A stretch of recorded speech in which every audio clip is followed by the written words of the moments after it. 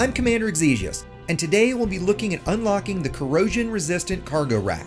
While these racks can be purchased in a 1 or 2 ton Class 1 size from Professor Palin, that requires access to his base. This method will unlock access to a Class 4 16 ton version available at any station with experimental outfitting. While these racks can store any standard items, they can transport Thargoid items such as probes, sensors, and hearts without any damage to your ship. To start, let's look at what you'll need for your ship before you head out.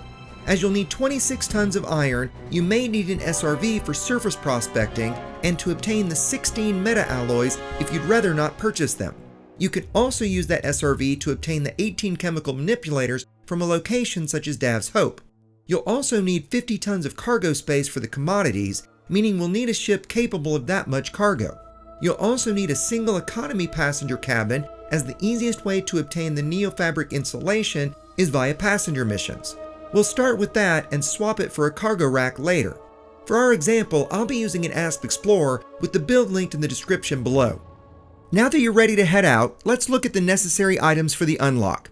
We'll need 26 iron, 18 chemical manipulators, 22 radiation baffles, 12 neofabric insulation, and 16 meta-alloys.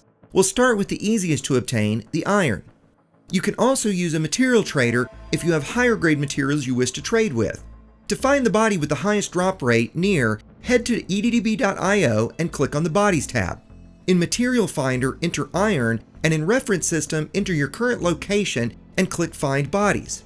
Click the FE heading in the results to sort by the highest drop rate and head to the best candidate. Once you arrive, deploy your SRV and begin standard surface prospecting. Once you've gathered the necessary iron, let's move on to the chemical manipulators. There are a few ways to gather these, with the two most common methods being the abandoned settlement at Dav's Hope or via destroying Type 9s at distribution centers in Anarchy famine systems. These can be found using the Systems tab on eddb.io by setting System State to Famine and Security to Anarchy, then entering your current system in Reference System and clicking Find Systems. Realize that not all famine systems have distribution centers and that they will show as a POI on your scanner, so you must be within 1,000 light seconds for them to appear. Alternatively, you can use a material trader to trade for the chemical manipulators if you have enough other materials. As they are a grade 4 material, they are somewhat costly. Now that we've acquired the materials and minerals, we'll move on to the 12 neofabric insulation. These can only be obtained by mission rewards in a number of system types. I found them most easily in a tourist economy such as Evansport in Perutus. Just look through the passenger lounge for any short-range passenger mission that gives at least 12 neofabric insulation as rewards. Make sure you have a Class 5 economy passenger cabin before heading to Evans, as they do not sell them there. Once the mission is complete, swap the passenger cabin for a cargo rack and sell or discard any neofabric insulation you have over the necessary 12. Next, we'll move on to the 16 meta-alloys we'll need. You can obtain them from Thargoid barnacle sites or more easily from a single planetary base, Darnell's Progress in the Maya system. These are rather expensive at over 100,000 credits each, but this is by far the easiest method. Simply head to Maya and land at Darnell's Progress. Once there, open Starport Services, head to the market, and purchase the 16 meta-alloys. Now we'll need to obtain the final piece, 22 radiation baffles. These can only be purchased in a handful of stations around the bubble. To find one, we'll head to eddb.io, go to Commodities, then click on Radiation Baffles.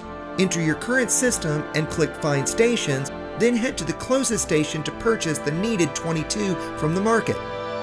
Once we've acquired all the necessary materials, it's time to head to a technology broker to unlock the module. To find the closest broker, head to Inara, click on Galaxy, Systems and Stations, then Nearest. At the top, select Technology Broker and enter your current system in the Search Near Star system and click Search. Then head to the closest Guardian broker, open System Services, select Contacts, then Technology Broker.